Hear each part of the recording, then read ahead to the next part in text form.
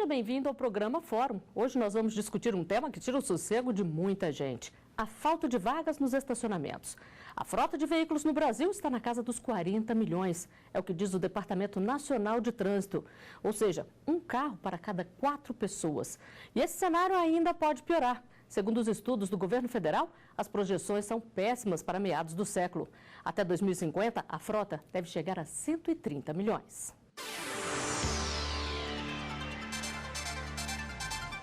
A frota de veículos está com o pé no acelerador. Em 2002, era um automóvel para 8 pessoas. Em 2011, um para 6. A situação só piora. O levantamento realizado pelo governo federal diz que até 2050 a população do Brasil deve aumentar para 225 milhões. Resultado, um carro para cada 2 pessoas, o que prevê o trânsito caótico pela falta de infraestrutura nas cidades, principalmente nas capitais. E quem participa com a gente é Yuri Schmidtken, advogado especialista em serviços públicos, e também Joaquim Guilherme de Aragão, doutor em políticas de transportes. Sejam bem-vindos ao Fórum. Doutor Joaquim, a falta de vagas nos estacionamentos e o crescimento da frota estão relacionados. Criar mais estacionamentos é considerada uma medida inteligente? Existe realmente o espaço público, ele está se tornando, digamos, uma mercadoria, digamos, rara, né? E quando a mercadoria, quando um bem se torna raro, ele tem de ser precificado, ele tem de ser utilizado da forma mais racional. A cidade tem um limite até de espaço, né, e até critérios urbanísticos para expandir sua capacidade. Ela pode ainda fazer subterrâneo, etc. E tal, mas não adianta só você aumentar a vaga, porque você também tem de prover um espaço viário para circulação. Ou seja, o espaço viário, o espaço público para o carro, ele é limitado. Ele está sendo distribuído gratuitamente e isso, do ponto de vista da teoria econômica, é uma irracionalidade. Doutor Yuri, qual é o papel do Estado nesse caso? O papel do Estado é justamente garantir a eficiência na prestação do serviço público, o que a prestação diretamente pelo Estado não detém. Uma empresa pública, ela tem problemas de contratação, licitações. Quando você delega, você concede, através de um contrato de concessão, uma parceria público-privada, essa atividade para o particular, há muita mais eficiência. E veja bem, hoje nós temos problemas em todo o Brasil, nas grandes metrópoles, de estacionamentos. E aí você deixa o particular explorar livremente, ele cobra o preço que quer e quem paga é a população. Se o Estado intervém em certos espaços públicos estratégicos, faz parcerias público-privadas com os particulares para explorar aquele espaço, mediante uma tarifa, um preço previamente definido numa licitação, claramente com seus reajustes, você tem um preço bem baixo e você tem uma exploração eficiente daquele espaço. Você pode utilizar, por exemplo, lugares limitados, duplicadores de vagas de garagem ou multiplicadores, um espaço onde cabe 2 carros, você pode colocar até 16 carros com esses multiplicadores, que são muito usados na China, nos Estados Unidos, na Europa, e estão começando aqui, algumas empresas no Brasil já estão explorando essa atividade. E assim você consegue trazer mais eficiência no menor espaço, você diminui o custo e você traz um serviço público adequado à população. Agora, doutor Joaquim, a gente viu aí que a previsão de que a frota continue aumentando e muito. Qual a explicação para esse aumento da frota? Bom, isso é muito simples. Com o aumento da renda, né, existe um aumento da frota, da motorização, da taxa de motorização. Ou seja, nós estamos 50 anos atrasados de um fenômeno que aconteceu nos Estados Unidos e depois na Europa, no pós-guerra. Então, isso é um efeito econômico, né? Você aumenta a renda, você distribui a renda, inclusive o crédito facilita, digamos, essa antecipação da aquisição. Então, você realmente gera uma motorização, até porque o carro continua sendo um objeto de desejo de muitas pessoas, prestígio social, ele melhora realmente a mobilidade das pessoas. Evidentemente, chega a um limite onde o espaço viário realmente não permite a mobilidade que inicialmente ele prometeu. O que se vê é que o estacionamento surge de acordo com a necessidade do motorista. No Brasil não existe um planejamento de estacionamento. E isso é grave. Várias cidades têm esse planejamento de estacionamento. Cidade onde circula bem, existe um planejamento, inclusive vagas para moradores. Aí tem vários tipos de necessidade. você tem o de curta duração, rotativo, você tem estacionamento para moradores, você tem estacionamento para longos períodos, você tem estacionamento para carga e descarga, ou seja, você tem de racionalizar, planejar e dividir realmente as atividades, mas dizendo sempre até que ponto realmente a gente vai, digamos, dedicar o espaço público, que é um espaço nobre, ao carro. Agora, falando de espaços privados, doutor Yuri, o que é preciso para você criar um estacionamento particular? O dono tem que ter autorização da prefeitura local, por exemplo? Olha, basicamente isso vai depender do município, mas a regra geral é que o particular simplesmente tenha uma licença, uma autorização do Estado, da prefeitura, então ele opera, ele cobra o preço que ele bem entende, de acordo com a oferta e demanda de mercado, e é assim que funciona. Não há nenhuma restrição constitucional, legal, de que faça estacionamentos particulares. E tem que ter sempre a reserva de vagas para idosos e deficientes, tanto em estacionamentos públicos quanto privados? Não, essa reserva realmente ela é obrigatória em todos os estacionamentos. Você vê ali que tem uma reserva, sempre aproximadamente 5%, você tem que ter para essas pessoas com necessidades especiais. Doutor Joaquim, no caso das cidades tombadas, como Brasília, por exemplo, a gente vê que na esplanada dos ministérios praticamente não existe vagas, os carros ficam ao longo da via, embaixo das placas de proibido estacionar. Como aumentar o número de vagas em cidades tombadas? Bom, o exemplo de Brasília, realmente, você vê uma desfiguração do projeto urbanístico, né, pelos carros que ocupam, né, e em Brasília, principalmente no centro da cidade, no plano piloto, você tem realmente essa necessidade de planejar, né? Não se trata de você aumentar as vagas, você tem de realmente precificar para que as pessoas usem o espaço disponível mais suficiente. Você pode criar alguma aí pela concessão, alguns edifícios garagens, algumas garagens subterrâneas, mas aí você tem também de ver qual é o impacto dessas garagens em cima do tráfego, né? Porque, inclusive, é uma coisa que precisa mencionar, quer dizer, a liberdade de implantar estacionamento, mesmo em áreas privadas, está sujeito, sim, a uma legislação urbanística que é o relatório de impacto de trânsito. Muitos prédios estão sendo impedidos de construir porque estão em vias estreitas, vias que realmente não têm capacidade e, portanto, o prédio que geraria um fluxo adicional não tem realmente, não existe espaço para realmente acomodar todo o fluxo que vai gerar. Então, o espaço público, ele é a variável central para realmente você responder como é que deve ser essa política de estacionamento. Bom, e em muitas cidades no Brasil, para achar uma vaga de graça para deixar o carro ou a moto, haja paciência e muita sorte. Muitas vezes o jeito é apelar para o bolso, mas os preços são de afrontar o motorista. A capital carioca tem o preço de estacionamento mais caro do Brasil. Um estudo elaborado pela Associação Nacional de Estacionamentos Urbanos analisou o valor da hora em 19 capitais. O Rio de Janeiro ficou em primeiro lugar em 3 rankings: o de primeira hora, diária e mensalidade. O quesito primeira hora, por exemplo, o preço médio praticado nos estacionamentos do Rio é de R$ 18. São Paulo cobra em média de R$ 17. Quando a comparação é feita com Vitória, capital do Espírito Santo, a diferença é bem evidente, em média de R$ 2. A pesquisa foi realizada com cerca de 40 associados de grandes empresas do setor. O resultado apresentado não é a média do mercado, mas o valor praticado pelas empresas que responderam à pesquisa em cada cidade. Doutor Yuri, como é que funciona a fixação de preço desses estacionamentos? É livre ou é regulamentada? Olha, como eu estava colocando, quando a empresa é particular, ela é livre para cobrar o preço de mercado de acordo com a oferta e a demanda. Logicamente, se ela cobrar muito caro, pode surgir um concorrente e aí então ela vai ter um faturamento inferior ao desejável, então ela vai ter que reduzir o preço para estar frente à competição.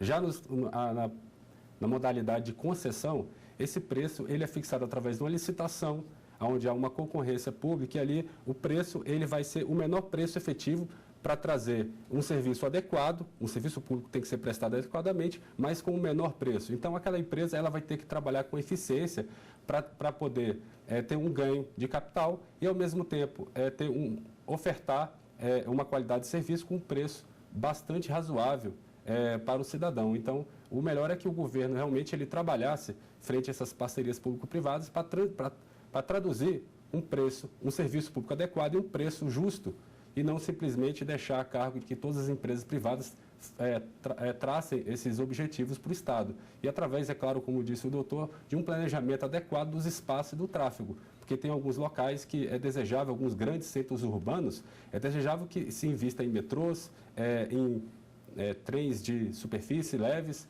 ou então ônibus mais acomodados, como esses BRTs que tem ar-condicionado, né? Então, para você ter um serviço público adequado, de acordo com a necessidade e a possibilidade física ali daquele espaço. Agora, doutor Joaquim, a criação de estacionamentos privados, de vagas particulares, tira a responsabilidade do Estado de criar estacionamentos públicos também, ou não? A responsabilidade do Estado é, antes de mais nada, de planejar o espaço urbano, né? Então, ele pode terminar, quer dizer, não é o estacionamento não é serviço público, né? Digamos, o estacionamento é um uso de um bem público, né? Ele pode ser delegado, ele pode instituir, digamos, a concessão, mas é uma concessão de uso. Eu não diria que é uma concessão de serviço público. Ele pode licitar para tarifar, etc. e tal. Então, mas isso é, antes de mais nada, uma medida de racionalização do espaço público, né? Não existe, ao meu ver, o estacionamento com serviço público. Agora, é uma atividade que, em função do interesse social, ela necessita, sim, uma regulamentação, né, de o Estado realmente regulamentar. Agora, só para a gente encerrar a discussão nesse bloco aqui, doutor Yuri, se eu deixo meu carro num estacionamento particular, quando eu volto, ou ele sofreu algum tipo de colisão, ou roubaram algum objeto ali dentro, de quem é a responsabilidade? No estacionamento particular, seja ele gratuito ou não, ou cobrado, a responsabilidade é sempre do proprietário daquele estacionamento. Então, se você parou no supermercado que era gratuito ou no shopping que você pagou, mesmo que tenha aquele aviso assim, nós não nos responsabilizamos pelos seus bens e pertences. Não vale. Aquele aviso ele não serve de nada. A jurisprudência ela é pacífica em todo o país, na justiça, de que há responsabilidade sim, a responsabilidade objetiva do prestador, né, do serviço de estacionamento. Então, ele responde pelos danos morais e materiais causados ali àquela pessoa que teve um bem subtraído. Inclusive, já vi decisões houve crime de roubo com violência e houve ali um dano moral, algo mais grave ali, e houve também a reparação desse dano moral, porque o supermercado deveria traduzir uma segurança, deveria fornecer seguranças daquele estabelecimento, o que não ocorria no caso. Agora nós vamos para um rápido intervalo e voltamos para falar sobre a falta de vagas em estacionamento. Fique com a gente. O programa Fórum está de volta. Vamos continuar a falar sobre a falta de vagas em estacionamentos no Brasil. Quem não quer enfrentar os preços salgados dos estacionamentos privados, tenta uma vaga no público. Mas é muito difícil achar alguma de graça. Muitas vezes o motorista, sem opção, acaba sendo refém dos flanelinhas. Esta mulher já foi ameaçada por um flanelinha. Por pagar pelo uso da área, a pessoa errada, ela foi expulsa de um estacionamento por um deles. Eu não sabia como que funcionava, eu achei que todos os flanelinhas trabalhavam juntos, então eu chegava sempre e estacionava no mesmo lugar. Eu não sabia que eles dividiam por partes. E aí acabou que aconteceu uma confusão, porque eu estava pagando para uma pessoa que não era do lugar onde eu estacionava, e ele veio pra cima de mim um dia pra tirar satisfação, falando que não era assim que funcionava, que eu tinha que perguntar quanto era, combinar algum preço pra poder estacionar lá. Foi muito agressivo, veio pra cima de mim, disse que o dinheiro que eu tava dando não dava pra nada. Quando usado de ameaça ou constrangimento, uma pessoa que exige dinheiro de outra pode ser acusada de extorsão. A extorsão ela está presente no artigo 158 do Código Penal, no qual caracteriza a constranger uma pessoa, né, mediante grave ameaça ou violência, para obter dessa pessoa vantagem indevida econômica. É um delito com a pena de 4 a 10 anos, a pena em abstrato, ou seja, você, se é réu primário e for condenado, pega 4 anos iniciais. A situação é bem comum. Fui dar uma moedinha para ele, ele não aceitou. Ele quis me pegar lá no... Cobraram, porque ele achou pouco o valor. Dá R$5, o cara acha ruim ainda, né? Fala, poxa, não sei o que, tu já fecha o vidro e sai rapidão. No Brasil, a profissão de guardador de carro é regulamentada desde 1975. Para ter acesso ao registro profissional, basta fazer um cadastro na Delegacia do Trabalho. Valdivino foi o primeiro guardador de carros registrado no Distrito Federal. Hoje é presidente do sindicato da categoria. O sindicato fornece aos associados uma carteirinha, informando o local de trabalho, número de registro e identidade. E atrás, o texto da lei que regulamenta a profissão. O estacionamento hoje ele é público, ele não é pago. Não é obrigado a pagar estacionamento. É opcional o serviço, dá quem quer, recebe, entendeu? Mas eu acho assim, tentou ser ameaçado, então, não, a vaga é tanto, é 5, é 10, 15 reais, procuram uma secretaria, procuram um órgão público, entendeu? E vai e denuncia. Doutor Joaquim, a gente sabe que essa é uma realidade em muitas cidades brasileiras, principalmente as maiores cidades. Como fugir dessa extorsão? Bom, aí que está, a gente precisa ter a política de estacionamento, que não existe. Ou seja, o estacionamento hoje em dia entrega baratos os problemas. Aí vem as medidas minha-sola de aceitar o flanelinha, etc., por questão social, para regulamentar, para não haver essa extorsão, etc. E tal. Mas isso ainda denota uma falta de política, porque o espaço ele é realmente necessário, é um bem, né? E eles retiram o valor, por quê? Porque o mercado já está precificando a vaga, né? Então, na medida que o mercado está precificando, é importante que o Estado comece a regular, etc. e tal. A opção, sim, de você conceder ou fazer um termo de cooperação com uma ONG, com uma cooperativa, etc. e tal, mas é importante que o Estado não fique assim de olhos fechados diante do problema. É importante, doutor Yuri, as pessoas denunciarem quando se sentem vítimas de extorsão, para que aconteça como aconteceu na reportagem aí, ser punido o flanelinha que extorquiu a pessoa? Imagina uma pessoa que não tem possibilidades para fazer esse pagamento e que lá existe uma vaga pública e a vaga está lá disponível para aquele cidadão e ele vai ser extorquido diariamente, diuturnamente, para pagar um preço que para ele é caro. Porque imagine, você tem uma vaga do lado que cobra R$10, então o flanelinha vai dizer, olha, aqui é 5, ali é 10, aqui é 5. Ele não pode estabelecer esse preço, não existe uma regulamentação específica, ele está ali para fazer prestando uma atividade social e ele recebe o tanto que as pessoas querem dar para ele, e é assim que tem que ser. O senhor já falou que o ideal é o planejamento, mas a regulamentação do serviço dos flanelinhas ajuda de alguma forma? Desde que você tenha realmente uma política de estacionamento, uma meia-sola, ajuda o quê? Mas dá mais segurança para a pessoa que está parando ali, ver que o flanelinha está com o colete, tudo certinho? Bom, segurança diante de quê? Segurança diante de assalto, digamos, o flanelinha não tem poder de polícia e nem tem condições de armamento para conter, nem tem a responsabilidade de segurança, né? Digamos, ele pode não ser extorquido, mas e daí, né? O problema continua, o problema do uso do espaço e o problema da segurança pública, se não for flanelinha, pode ser outra pessoa. Havendo um assalto, ele é responsável, né?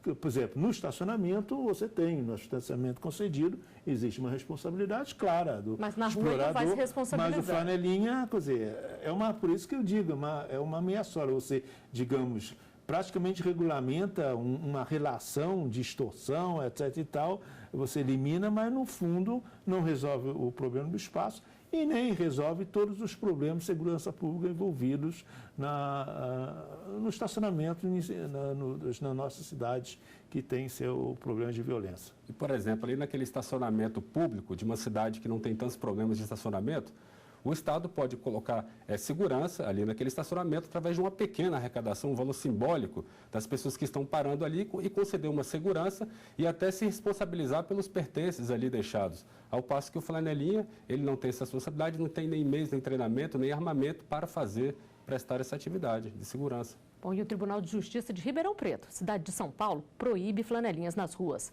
A repórter Fernanda Tavares tem mais informações.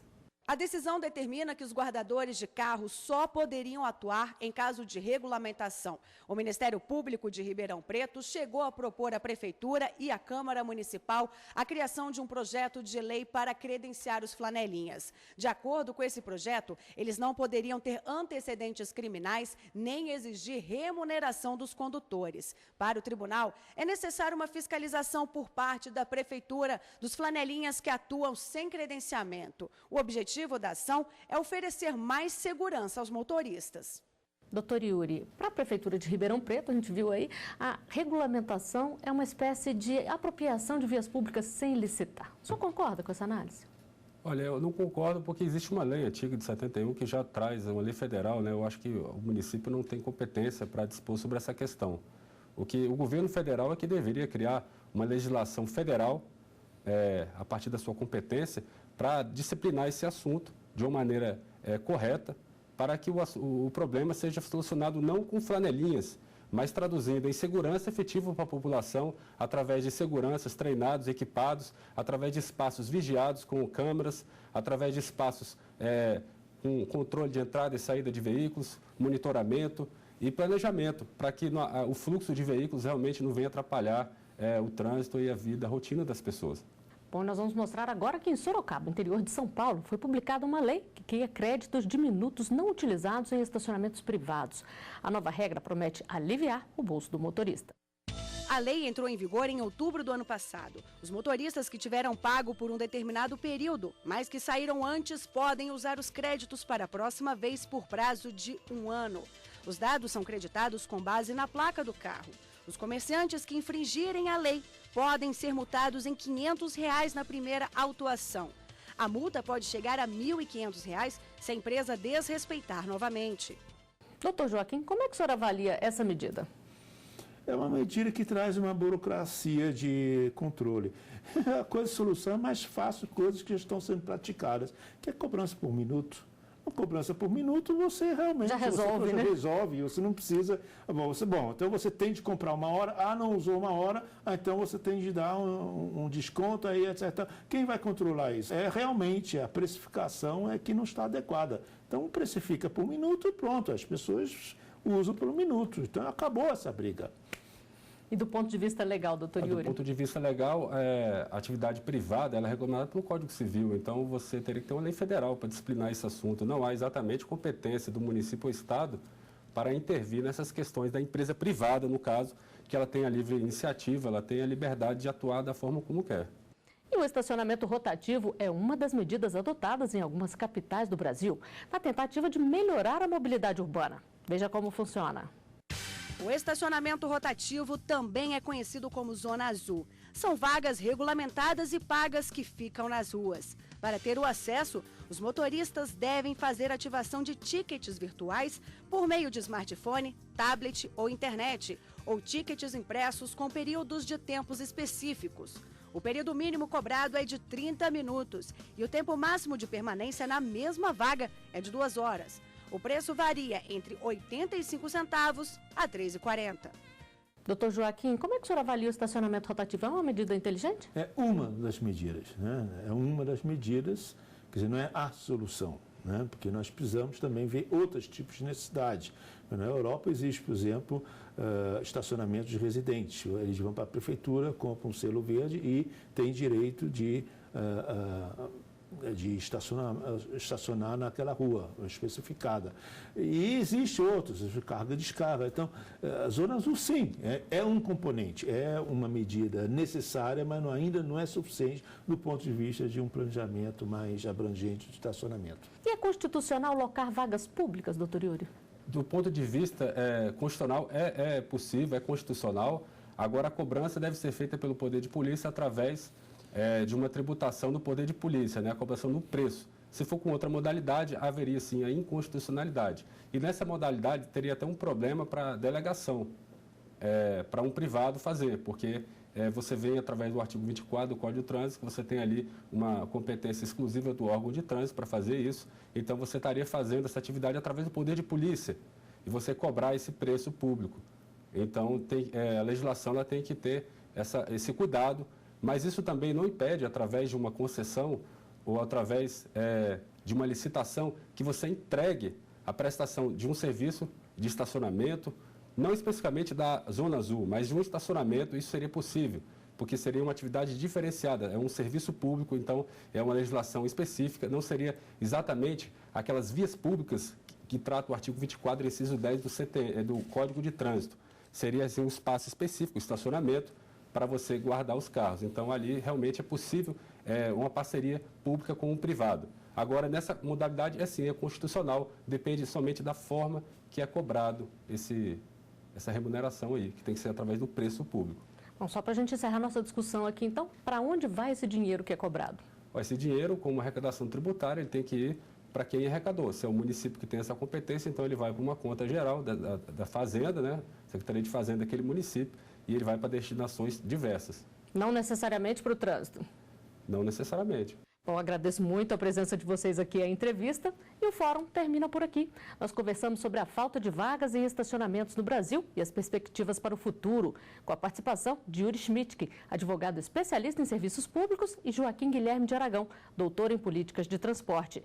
Você também pode rever estas e outras entrevistas no nosso site tvjustiça.jus.br. Até o próximo programa.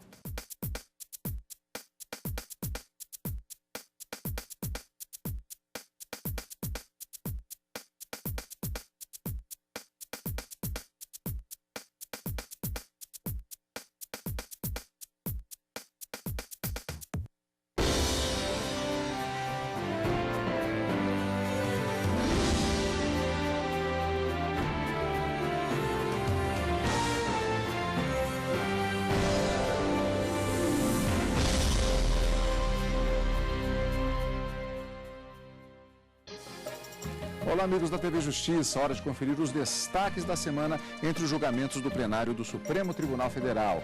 Claro, como sempre, aqui na TV Justiça. É o Plenárias que está começando.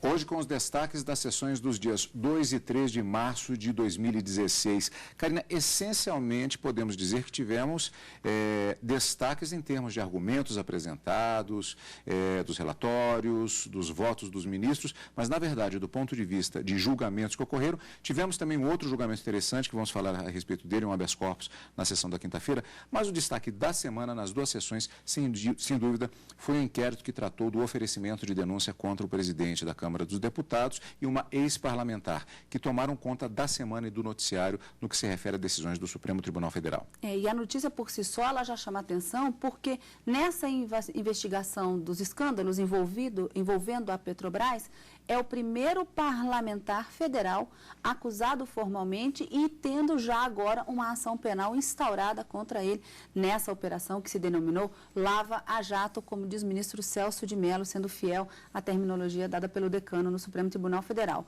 Então, nós temos vários deputados federais e senadores da República que são investigados, mas a partir de agora nós temos um primeiro deputado federal, presidente da Câmara dos Deputados, Eduardo Cunha, como primeiro réu da Lava Jato aqui no Supremo Tribunal Federal e parlamentar federal. Então já chama atenção também, não só em razão da relevância do cargo que ele ostenta e que ocupa, mas também por ser esse primeiro parlamentar. Mas como você disse, sem dúvida alguma, o grande destaque da semana foi a análise de todas os indícios de prova e elementos de informações trazidos pelo Ministério Público nessa denúncia que foi recebida na quinta-feira, com os votos que faltavam ainda dos ministros para o recebimento dessa ação penal.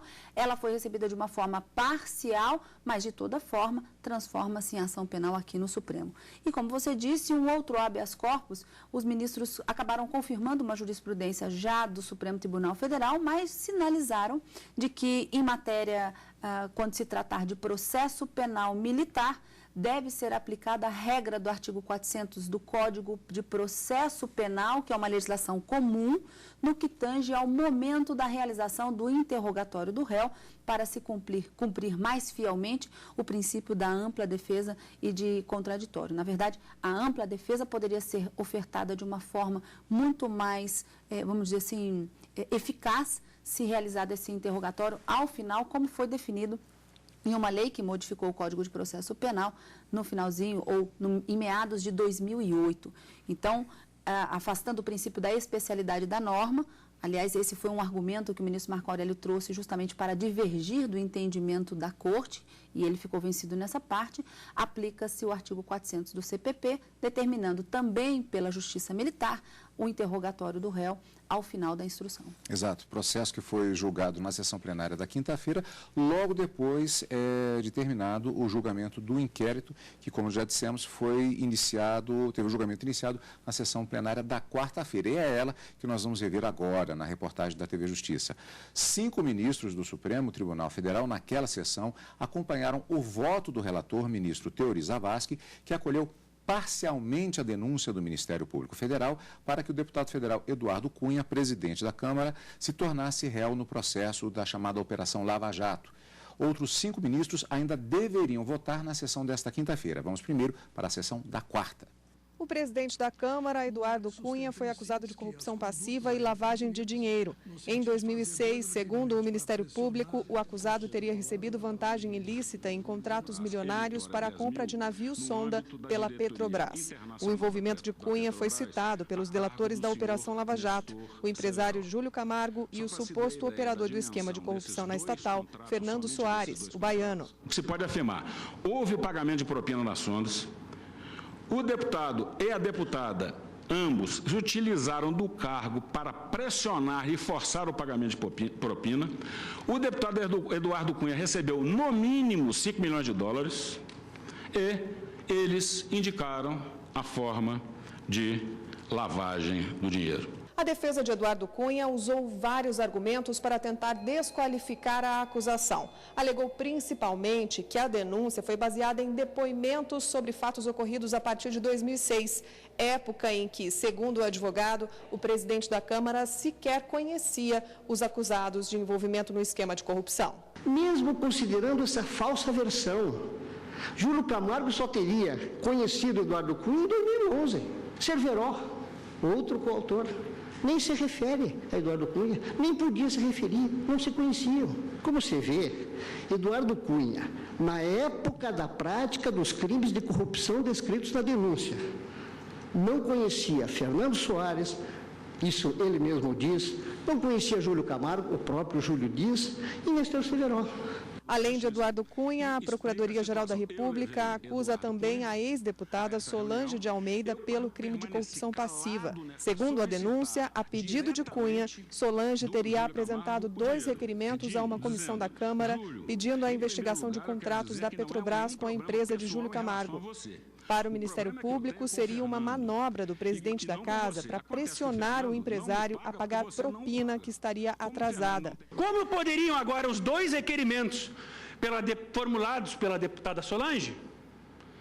E digo, foram em agosto de 2011. E aí, Fernando Baiano tem uma ideia. É o que ele diz, pelo menos. Vou procurar o deputado Eduardo para que ele me ajude a fazer essa cobrança dessa conta. E o que a Solange tem a ver com isso? O que a Solange recebeu?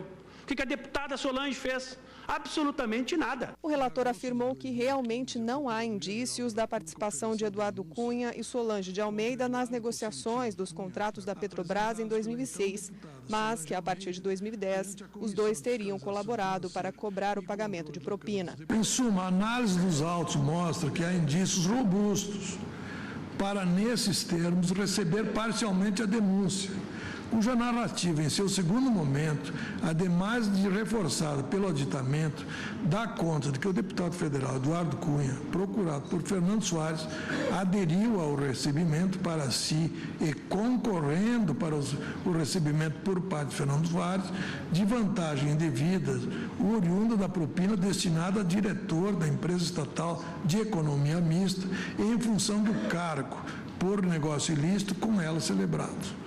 Esse recebimento, porque núcleo alternativo próprio do tipo, não pode ser descartado como um mero exaurimento da conduta de outrem. Os elementos colhidos confortam sobejamente o possível cometimento do crime de corrupção passiva majorada, o artigo 317, caput para o 1º Código Penal, ao menos na qualidade de partícipe, artigo 29 do Código Penal, por parte do deputado Eduardo Cunha, ao incorporar-se a engrenagem espúria protagonizada pelo então diretor da Petrobras, Nestor Cerveró, funcionário público para fins penais por força do artigo 327, caput do Código Penal, Júlio Camargo e Fernando Soares, bem como dela se fazendo beneficiário, tal como descrito, não no primeiro momento, coloco entre aspas, referido na denúncia original, o que configuraria concurso material com crime do mesmo teor, mas no segundo momento, a que aludem a denúncia e seu aditamento, que nisso a reforça. Registro que é tradicional e consagrado, tanto na jurisprudência do STJ, quanto na dessa corte, o entendimento segundo o qual não é lícito ao juiz. Cito aqui um precedente da ministra Carmen, no ato do recebimento da denúncia, quando faz apenas juízo de admissibilidade da acusação, conferir definição jurídica aos fatos narrados na peça acusatória. Poderá fazê-lo adequadamente no momento da aprovação da sentença, ocasião em que poderá haver a emendatio libelli ou a mutatio libelli, se a instrução criminal se o indicar. Exclui-se, todavia, desde já, do quanto recebido a causa de aumento do artigo 327, parágrafo 2º do Código Penal, incabível pelo mero exercício do mandato popular, sem prejuízo da causa de aumento contemplado no artigo 317, parágrafo 1º. A pena é aumentada de 1/3 se, consequência da vantagem ou promessa, o funcionário retarda ou deixa de praticar qualquer ato de ofício ou a pratica infringindo o dever funcional. A jurisprudência nessa Corte, conquanto revolvida nos últimos anos, exige uma imposição hierárquica que não se acha nem demonstrada nem descrita nos presentes autos. Fazem-se presente, ademais, variados e seguros indícios de que o denunciado, a partir daí, seria destinatário de ao menos parte dos valores destinados por Júlio Camargo e Fernando Soares, intermediário da propina no esforço several em operações identificadas no período antes descrito e que se subsumem ao tipo penal do artigo 1º, incisos 5, 6 e 7 da Lei 9.613, na redação anterior à Lei 12.683. Os indícios apontam também que Solange de Almeida teria concorrido para a prática do delito de corrupção passiva, nos termos já aludidos do artigo 29 do Código Penal. Aliás, a denúncia já referia que a participação de Solange Almeida era pelo artigo 29. Em relação aos requerimentos do Ministério Público de perdimento do produto e proveito dos crimes do seu equivalente e do arbitramento cumulativo de valor mínimo da reparação, ficam limitados, conforme exposto, aos fatos em que há indícios de prática de crimes pelos acusados, não abrangendo, portanto, o valor integralmente considerado na denúncia. Eu penso que eu deixei claro, senhor presidente, que eu fiz um ajuste aqui, porque realmente, quanto à participação na celebração dos contratos, houve uma certa alusão inicial por parte de depoimentos em delação, mas nada disso foi confirmado. Pelo contrário, os próprios colaboradores depois se encarregaram de afastar essa hipótese. Então, na verdade, o que restou, e não deixa de ser uma imputação grave, como se viu, é a participação nesse segundo momento. E o meu voto, portanto, é que estão preenchidos os requisitos do artigo 41 do Código de Processo Penal, devendo a denúncia ser parcialmente recebida nos termos da fundamentação, ficando prejudicados os agravos regimentais, cuja matéria, como eu disse, foram enfrentadas, foram reproduzidos na resposta, foram aqui enfrentados no meu voto. Esse é o voto, senhor presidente. Embora já tivesse sido formada uma maioria neste momento do julgamento na quarta-feira, ele ainda não havia terminado. Havia necessidade da manifestação de outros ministros, o que só aconteceria na sessão plenária da quinta-feira. E é o que nós vamos ver daqui a pouquinho, depois do intervalo, aqui no Plenárias.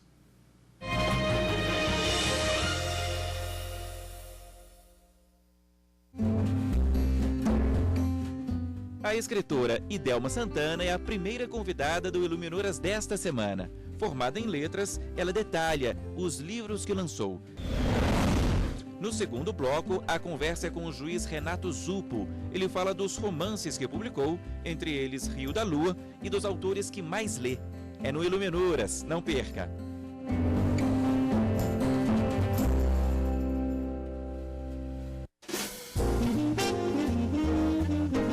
Anote aí, o Tribunal Regional Federal da 4ª Região, que abrange os estados do Rio Grande do Sul, Santa Catarina e Paraná, realiza concurso para preencher 22 vagas, todas para juiz federal substituto.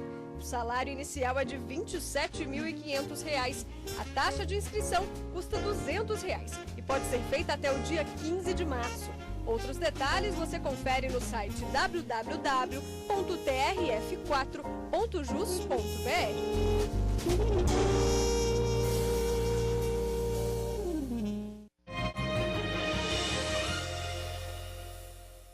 Plenárias está de volta. Hoje, o grande destaque da semana entre os julgamentos do plenário do Supremo Tribunal Federal é o inquérito 3983, que trata da denúncia oferecida contra o presidente da Câmara dos Deputados, o deputado Eduardo Cunha, na questão da chamada Operação Lava Jato, e também uma ex-parlamentar que também está incluída no processo. O plenário do Supremo Tribunal Federal concluiu o julgamento, que foi iniciado na quarta-feira, e decidiu, por unanimidade, aceitar parcialmente a denúncia da Procuradoria-Geral da República, transformando Eduardo Cunha em réu no processo que investiga desvios da Petrobras. O presidente da Câmara é acusado de lavagem de dinheiro e corrupção passiva. Além dele, a ex-deputada federal Solange Almeida também vai responder a uma ação penal acusada de corrupção. O julgamento foi retomado nesta quinta-feira com o voto de 4 ministros. 5 magistrados já haviam seguido o relator e aceitado parcialmente a acusação contra Eduardo Cunha. Por unanimidade, foi aberta a ação penal para investigar a suposta participação do presidente da Câmara em esquema de corrupção investigado pela Operação Lava Jato. Como muito bem ressaltado pelo eminente ministro Teori Zavascki, o Ministério Público demonstrou, no entanto, no caso, quanto ao segundo momento descrito na denúncia, mediante referência a elementos mínimos de informação, tal como o exige a jurisprudência do Supremo Tribunal Federal, a existência de dados de convicção que, ao sugerirem a possível ocorrência dos fatos narrados na peça acusatória, indicam a viabilidade, no ponto especificamente mencionado, da acusação penal ora em exame. Indicam a viabilidade, o que significa registrar-se na espécie a presença de um vínculo informativo minimamente necessário para sustentar de modo consistente, ainda que em parte, a presente denúncia.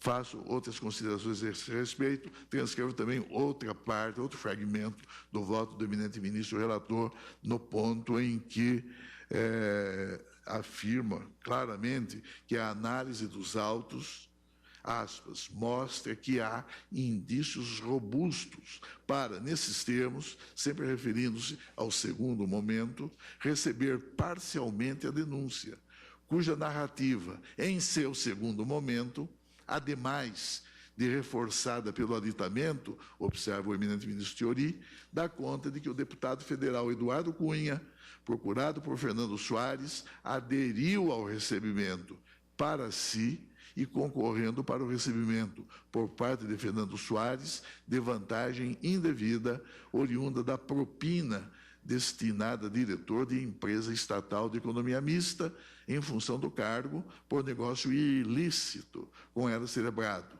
Esse recebimento, porque núcleo alternativo próprio do tipo, não pode ser descartado como mero exaurimento da conduta de outrem. E prossigo aqui, inclusive no que se refere à existência de indícios. Nós não estamos aqui, e aqui já foi afirmado, não é? Nós não estamos aqui a proferir um juízo de culpabilidade ou de inocência. Estamos apenas aqui aferindo a admissibilidade dos elementos mínimos que, fundados na lei e no contexto probatório produzido dos autos, elementos mínimos que podem viabilizar o recebimento e o processamento da denúncia, com a instauração agora do processo penal de conhecimento. A ex-deputada Solange de Almeida, colega de bancada e aliada de Eduardo Cunha, foi acusada de corrupção passiva. Ela apresentou 2 requerimentos em uma comissão da Câmara, da qual não era integrante, a pedido do parlamentar.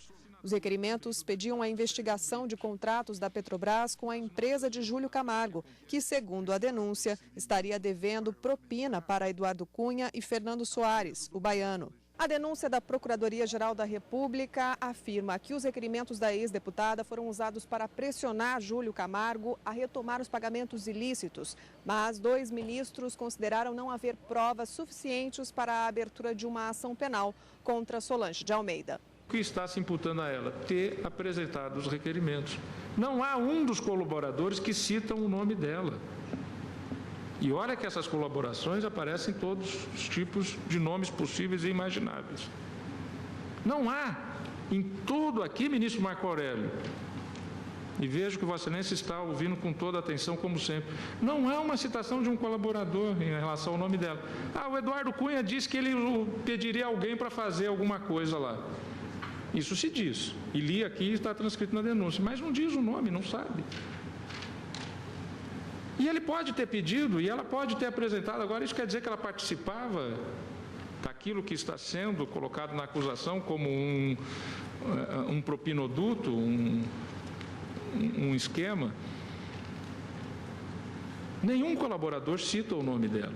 Sabemos que não é incomum deputados assinarem em solidariedade a um dado colega, um dado projeto, que depois descobrem contrariar frontalmente até a sua linha filosófico-político de atuação. Tomando os fatos até agora demonstrados, o que retiro deles, por mais provável, é que a então deputada tenha agido na crença de que estava praticando um ato perfeitamente legítimo, normal à atividade parlamentar.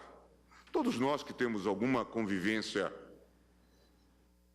com a prática parlamentar sabemos que não é incomum deputados assinarem em solidariedade a um dado colega, um dado projeto, que depois descobrem contrariar frontalmente até a sua linha filosófico-político de atuação. Quem já andou pelo Congresso Nacional sabe que pelos corredores andam funcionários coletando assinaturas de apoio. Mas os outros ministros consideraram que Solange de Almeida supostamente teria colaborado com Cunha e também deve ser investigada pelo crime de corrupção passiva. Eu pego um trecho da denúncia em que fica, a meu ver, evidenciada a coparticipação ou a participação desta denunciada Solange Almeida. Eduardo Cunha, valendo-se da atuação de Solange Almeida, apresentou os requerimentos 114 e 115 perante a Comissão de Fiscalização de Finanças da Câmara, visando a que fosse retomado o pagamento da propina e a receber seus valores, conforme já descrito na denúncia. E referidos requerimentos foram feitos em nome da então deputada federal Solange Almeida. Portanto, se verifica a partir da denúncia e de outros elementos que a acompanham, o papel, em tese, instrumental da acusada Solange Almeida. Portanto, o julgamento é encerrado na sessão plenária da quinta-feira. Karina, como vimos, houve uma votação no sentido de acompanhar o relator, que aceitou a denúncia oferecida pelo Ministério Público parcialmente. O que é que significa isso? Durante o julgamento, a gente pôde perceber que a denúncia ela tratava de dois momentos em que Eduardo Cunha teria supostamente participado desse esquema de corrupção e de lavagem de dinheiro. E os ministros entenderam que apenas em relação a um desses momentos haveriam indícios de materialidade do crime, de prova, que poderiam levar à condução de uma ação penal e uma instrução processual penal para combinar com uma absolvição ou uma condenação. Em 2006 e 2007, o Ministério Público disse que haveriam indícios suficientes para o recebimento da denúncia em razão de um suposto envolvimento de Cunha na contratação de 2 navios sonda para a Petrobras. E os ministros acabaram entendendo que não haviam indícios suficientes para o recebimento em relação a este período. Daí o entendimento da parcialidade da denúncia recebida. Mas em relação ao período de 2011, em que haveriam indícios também trazidos pelo Ministério Público no sentido da intervenção de Cunha para o restabelecimento de um pagamento de uma suposta propina que havia sido suspensa em razão também dessa contratação dos navios sonda, nesse ponto os ministros entenderam que sim, haviam indícios suficientes, elementos de informação suficientes para a instauração da ação penal. Como a gente disse, inclusive durante o programa ao vivo, enquanto havia o julgamento, eu disse que todo processo, quando uma pessoa responde a um processo judicialmente, isso já implica um certo constrangimento. E sendo matéria penal, um processo criminal, o constrangimento existe. Então, há toda uma cautela do juiz no momento de receber a denúncia, porque ali se tratam de supostas supostos acontecimentos. A culpabilidade ela só é formada quando não existe mais nenhum recurso cabível e a decisão não pode mais ser modificada, e aí forma-se a culpa e a pessoa é condenada. Então, até que haja uma condenação, a pessoa, em razão do princípio da inocência ou da não culpabilidade, ela não pode ser acusada de ter efetivamente cometido aquele crime. Então, as informações preliminares, esses chamados indícios de prova que são trazidos da investigação e acompanham a denúncia do Ministério Público, eles têm que ter uma certa coesão para que os ministros aceitem esses indícios e aí recebam a ação penal, que por si só já é um constrangimento, mas que de uma certa forma será apurado com mais profundidade todos esses indícios para se levar, como eu disse, a uma possível absolvição ou condenação. Então, Eduardo Cunha, ele se transforma em réu, ele deixa de ser um mero indiciado, um investigado, e passa a ser réu nessa ação penal que se inicia agora no Supremo Tribunal Federal, e é no Supremo em razão do cargo que ele ocupa. Ele é deputado federal e o foro competente, o juiz natural para processar e julgar deputados federais, senadores da República, é a Suprema Corte do Brasil. Bom, e para registro, nós tivemos também na sessão da quinta-feira o julgamento de um habeas corpus que tratava de questão ligada à justiça militar, como a Karina, inclusive, falou logo no início do nosso programa de hoje. Mas o grande destaque da semana foi efetivamente o julgamento deste inquérito, agora transformado, portanto, em ação penal. Na próxima semana, nós temos mais julgamentos no plenário do Supremo Tribunal Federal e, por consequência, encontro marcado, Karina. Encontro marcado na próxima quarta e quinta, ao vivo, no direto do plenário, e no final de semana com plenárias. Obrigado pela sua companhia, como sempre. E continue conosco aqui, na TV Justiça.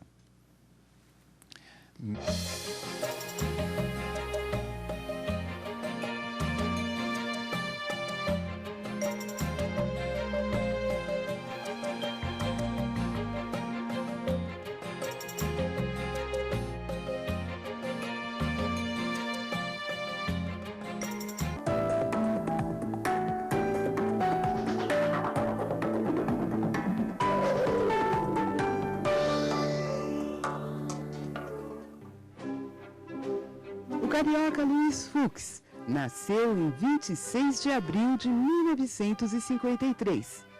Formou-se na Universidade do Estado do Rio de Janeiro na década de 70, instituição onde mais tarde se tornaria professor livre docente em processo civil, sendo aprovado em primeiro lugar no concurso de admissão. Doutor em Direito Processual Civil, tem sua trajetória docente marcada pela atuação em faculdades e universidades fluminenses. Ao longo de sua carreira, ocupou cargos importantes na magistratura, como o de desembargador do Tribunal de Justiça do Estado do Rio de Janeiro e juiz eleitoral. Fez parte também do Ministério Público e, durante 9 anos, foi integrante do Superior Tribunal de Justiça. Luiz Fux presidiu a comissão de juristas designada pelo Senado Federal para elaborar o anteprojeto do novo Código de Processo Civil brasileiro. Autor de 17 obras, o ministro Luiz Fux é juiz de carreira há 30 anos e foi escolhido pela presidente Dilma Rousseff para ocupar a cadeira do ministro aposentado Eros Grau, na mais alta corte do país, o Supremo Tribunal Federal.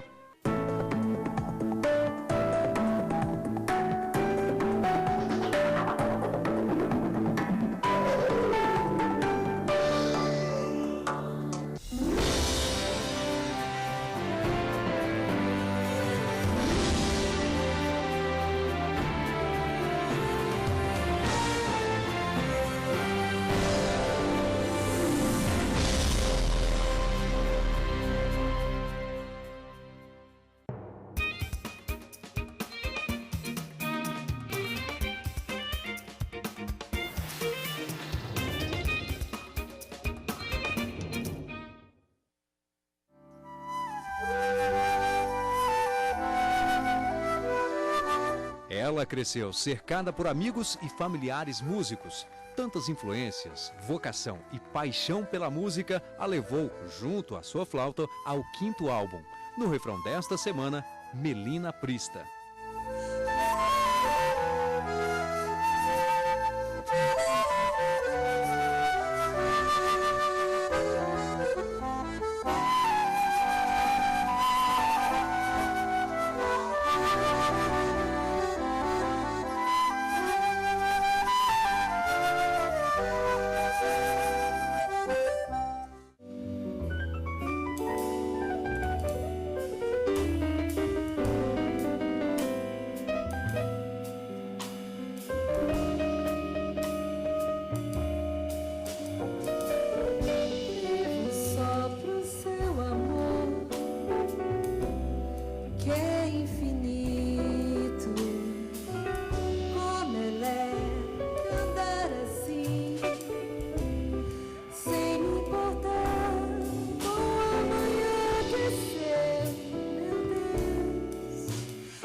Absoluto e soberano, sinto a presença doce e serena que me transforma e me faz sentir que a sua vida está em mim.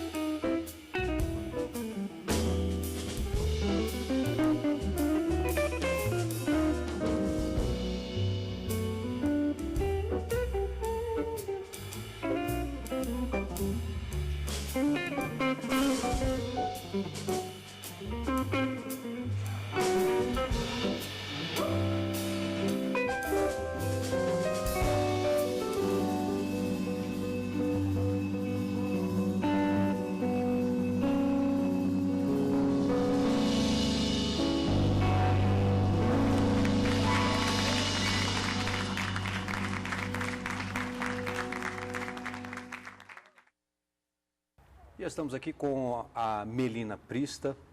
Ela é cantora, compositora, flautista. Bom, Melina, muito obrigado pela presença, mas na verdade você não começou com a flauta, né? Começou com o piano, mas verdade. abandonou o piano, não? Não abandonei, mas não é o meu instrumento principal, né? Eu comecei com 7 anos com piano, né? Minha família toda de músicos, até avô, tudo, né? Mas aos 13 anos eu comecei a estudar flauta, daí virou o meu instrumento mesmo. Sou bacharel em música e na flauta transversal mesmo. Mas o piano são minhas composições, né?